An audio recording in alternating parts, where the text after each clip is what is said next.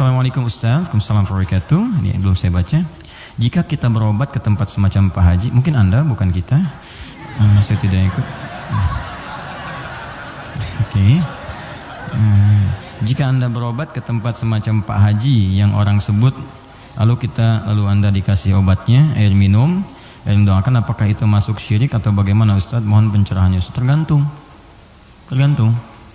Jika Anda minta doa, tabarruk dengan doa itu wasilah supaya mohon berdoa, didoakan kepada Allah. Anda bisa berdoa sendiri, minta, ya, dan bisa saling mendoakan.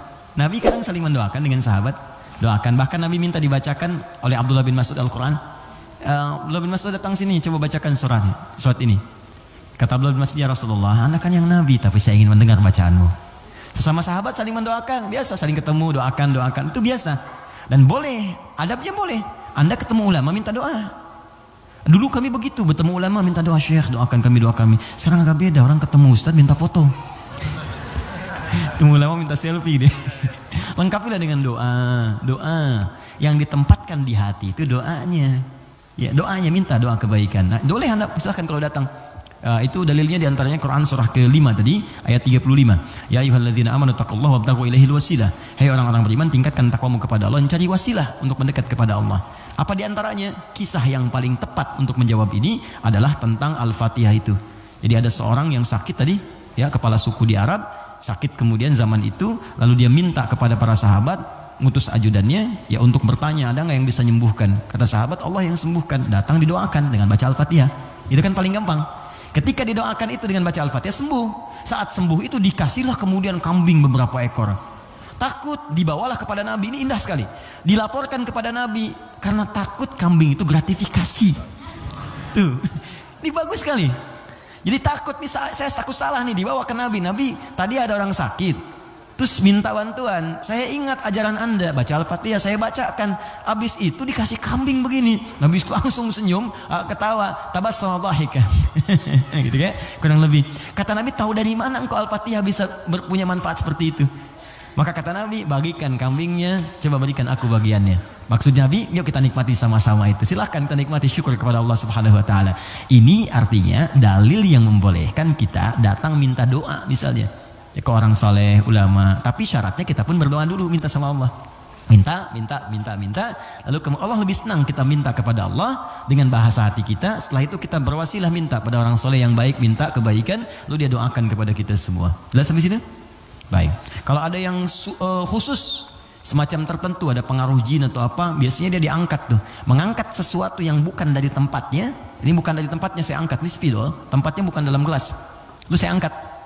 Jin tempatnya bukan di tubuh kita angkat. Bahasa Arabnya raka, ya, raka yarka atau raka yaraki tarqiyatan wa ruqyatan, maka disebut ruqyah namanya. Terus ya, ada ruqyah. Ruqyah itu macam-macam, ada yang dengan bacaan saja, ada yang dengan air misalnya, air terus diminum, ya. Ada yang dulu ruqyah terkenal sekali, orang soleh, dia sakit, punya anak sakit, sakitnya lumpuh semua. Nah begitu lumpuh, ini orangnya baik sekali. Kesolehannya nampak pada prasangka baiknya. Jadi semua yang datang prasangka baik aja. Malam-malam, Bu, bayangkan ada perampok datang tengah malam. Ini kisah ini sangat populer sekali. Perampok serombongan datang ke rumahnya. Karena prasangka baik ini dikira mujahid fisabilillah mampir. Dulu kan bukan kayak kita sekarang kan, rombongan mujahid dengan ini kan nggak kelihatan tuh. Malam-malam datang dikira mujahid. Begitu dibuka pintu, oh ahlan wa sahlan mujahid, masya Allah, silahkan masuk. Bayangkan perampok disuruh masuk. Disebut mujahid fisabilillah, datang. Akhirnya apa yang terjadi? Silahkan, duduk dulu, istirahat dulu, mandi dulu. Dimintalah berwudu semua. Tolong para mujahid silahkan berwudu dulu. Ya, wudu supaya apa? Salah satunya, ternyata di bawah keran itu dia simpan bejana untuk menampung air wudu mereka. Ini kisah nyata, benar terjadi. Jadi bukan rekaan, di kisah nyata sampai riwayat kepada kita dan valid riwayatnya. Jadi orang-orang salaf dulu. Di begitu air wudunya tumpah ke situ, dan dia melihat orang-orang perampok tadi, kok ada anak ini nggak bangun.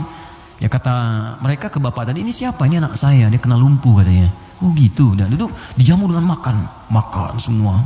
Udah rapi, suruh wudu, makan, pulanglah mereka. Nah, begitu pulang, ini yang menarik. Beberapa pekan kemudian datang lagi. Dibuka lagi yang mujahid, katanya Masya Allah, Masya Allah. Yang buka siapa? Yang buka anak yang lumpuh tadi. Dibuka langsung, kaget loh. Kemarin kan lumpuh dia, sekarang bisa buka katanya kan. Lalu bapaknya keluar nyambut lagi, mujahid, Masya Allah, Masya Allah. Kami meraih keberkahan dari jihad Anda, jihad Anda bayangkan. Karena positif thinkingnya. Bertanya, ini kenapa bisa sembuh? Air wudhu, masih ingat gak air wudhu yang pernah engkau pakai itu dalam wudhu itu? Saya mandikan kepada anak saya, dengan izin Allah sembuh dia. Perhatikan ketika seorang berprasangka baik kepada Allah Subhanahu wa taala akan berubah segalanya. Lalu perampok tadi kemudian terjatuh semuanya, nangis tersungkur, sujud di hadapan Allah Subhanahu wa taala. Nangis tobat di situ. Sebetulnya kami bukan mujahid, kami perampok katanya. Dan sebagainya. Tobat. Jadi bayangkan hanya dengan wasilah anak yang lumpuh dalam keadaan tadi dia menjadi mulia seluruhnya. Ya. Tapi ingat Syekh Hashim Muhammad Hashim bin Asy'ari Hadratus Syekh pendiri Nahdlatul Ulama. Beliau mendirikan NU tanggal 31 Januari ya 1926. Itu beliau dirikan NU, punya kitab 19 kitab. Di kitab kedua namanya Risalah Ahlus Sunnah wal Jamaah. Di halaman yang ke-12 paling kiri sebelah bawah. Ya, itu beliau sampaikan begini. Hati-hati. Wa minhum al-abahiyuna, hati-hati ada aliran yang menyimpang di tanah Jawa. Itu diungkapkan di tahun 1333 Hijrah. Sekarang 1431. Sudah berapa tahun? Ya kurang lebih 100 tahun lah ya. Kurang lebih 100 tahun. Kata beliau, ada aliran Abahiyun. Siapa itu? Tokohnya itu ahli zikir. Zikir. Tapi cara zikirnya melahirkan kesimpulan yang menyimpang. Apa kesimpulannya? Kalau sudah dekat dengan Allah, fala yantabiqu alaina al-amru wan nahyu. Kalau sudah merasa dekat dengan Allah dengan zikirnya, maka sudah tidak berlaku lagi perintah dan larangan. Di sholat sudah nggak berlaku lagi karena sholat itu masih latihan. Kalau zikir sudah dekat dengan Allah, nggak usah sholat lagi.